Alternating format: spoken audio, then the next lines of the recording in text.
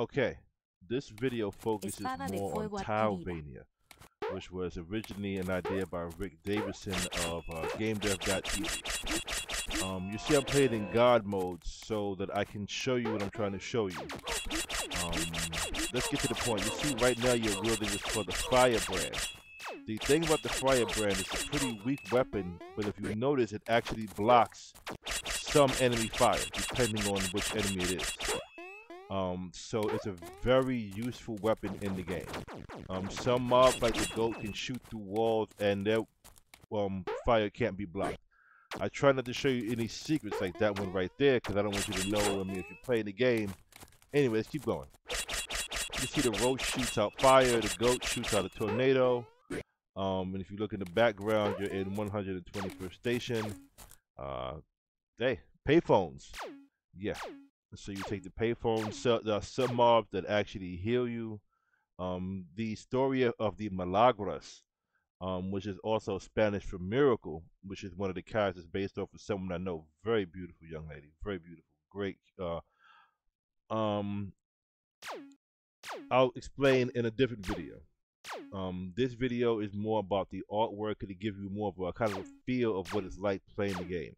At a time you'll actually hear the game being played with the music that's played in the background, which is Winston's virtual radio. And virtual radio, I think it's been explained pretty much. Now, what you're gonna see right here is you saw that's knockback.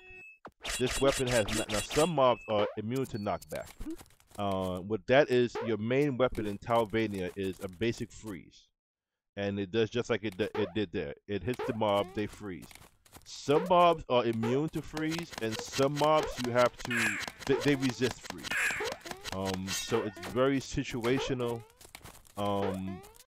When or when not they'll get frozen. You can shoot from ladders, which is very helpful. You see that beavers shoot out lasers. Pinwheels shoot out that big electric shit. Hold up. Not yet. We're gonna wait a while. This is Castle Hill Avenue. Fighting giant roaches, giant June bugs. You see me cheesing because some mobs you can actually cheese them and keep them frozen and just kick their asses because the ice only takes away one damage. And that makes it look really easy, right? But it's really not. This is 34th Street. You'll notice that the fog kind of blocks a lot of things. It's done like that on purpose. Again, I'm still playing in God mode. You'll see me fighting the goat again. You'll notice the paradise background, the Milagras. The Milagras is the one that looks like a human. She's humunculus. So you see her wearing the blue jeans and the blue shirt with the brunette hair. Similar to how Milagras is really dressed. This is the Stephanie Swift arcade. The reason we put this in because we wanted to have an arcade, and then we showed this in the video to give you, show you another corridor room, which as I explained is based off the corridor rooms in Castlevania.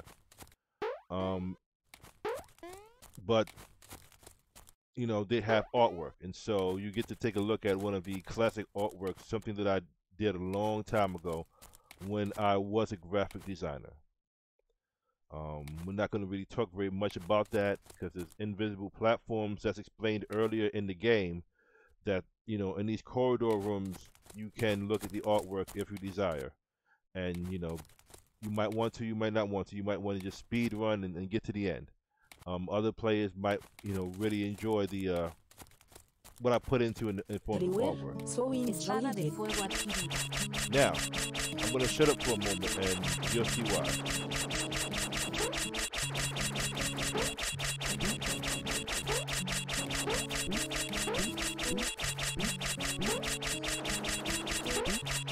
This is the real radio station. So this is what it would be like if you were playing and listening to alien encounters. So I want you to get a feel of what that's like.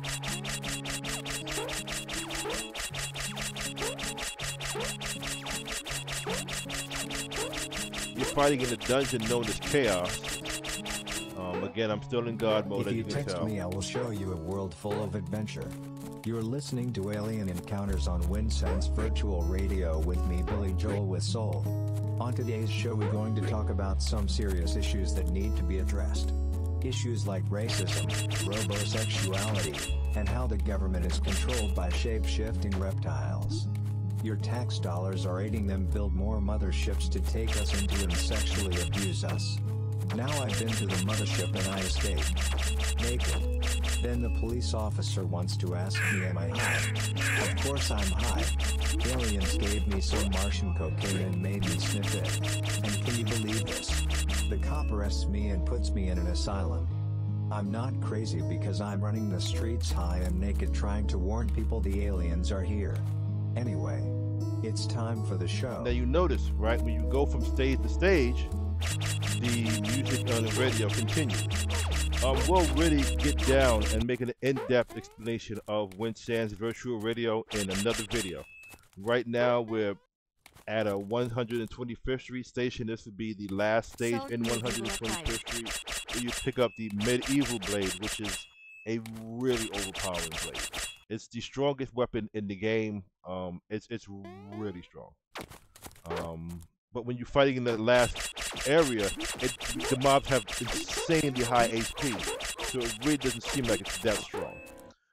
You're in Broadway Battlegrounds, which is Battlegrounds named after Battlegrounds in Lost Planet. You'll see in the middle of this war zone, you got some NPCs, one who wants to kill herself, another one playing jazz music, and a good Milagros. Notice the ghost as a friendly MC right there. That's actually my homeboy Pimp, the Splinter Sheep. I made a character for him in game. We're gonna keep on going. That's like an alter ego of myself, the guy with the angel, and you'll see the good Milagros again. Milagros is probably the most interesting character in the game besides yourself. Right now you're in the dilapidated sanctuary, which is named after dilapidation in Lost Planet. I even see a little bit of similarities. You'll notice this great, beautiful rainbow, and one of my pedestrians is actually Andrew the Dragon, named after my boy the Wood Dragon, Andrew. What up, Wood Dragon? Thanks for your help, bro. The telephone. There's payphones everywhere, all over the place. Now, this is 7th Avenue, which is a more modern-looking like stage, and you'll notice it still gives you the standard Metroidvania, how you got to go up and around and down and explore these areas and get here to get there to do as such. One thing about this game is even in God mode, the game is hard because I had to actually, it took me a few times to get past this part, and if you got to figure now I got to fight that damn damselfly when I'm not in God mode, it makes the game, that much challenging. You go around here, you see the parallax. Then you see right there, I finally edited the idle animation. If you noticed earlier in the video, the idle animations weren't right. Let's give you a little bit of ship rate. Now you see this is again Winsand's virtual radio. I'm just changing the stations right there. Currently there are only 2 radio stations, so I can only go from one station to the other. And you'll be listening to Alien Encounters again, which you just heard from Billy Joel. Let's talk about this. Your main weapon in weapon you're shooting right now is called the ultraviolet ray. That's your longest firing ray. The purple gun. It's kind of like your sniper gun. It's the best thing you can use shooting enemies that are off screen. Your green weapon is your strongest gun. It's very, very powerful. It works very well when you team it up with your main weapon, which is Illumination, the yellow gun. If you can look, you can team up you can double up on bullets. You get a freeze ray, just like you do in Talvania, and you get a poison, just like you do in Talvania. You're gonna poison this mob and give you an actual. Oh, okay, we're just gonna shoot him off screen. See, he's off screen. He died. Now I'm gonna double up my shots on that, and that gives a really high damage over time. Okay, now let's get back to you're using those 2 weapons together.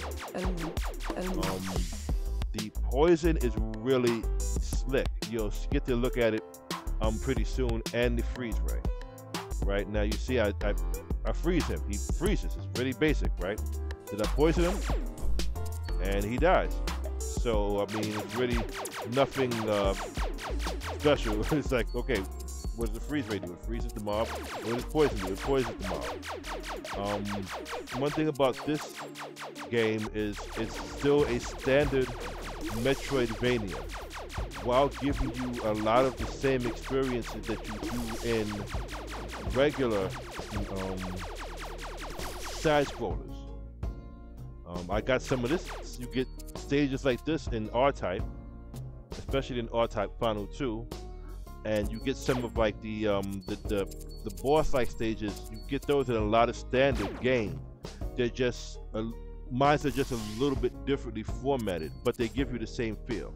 You see, I'm poisoning. Now, of course, I have most of the weapons here, so I'm overpowering in this stage because you're not supposed to even have these weapons in this stage.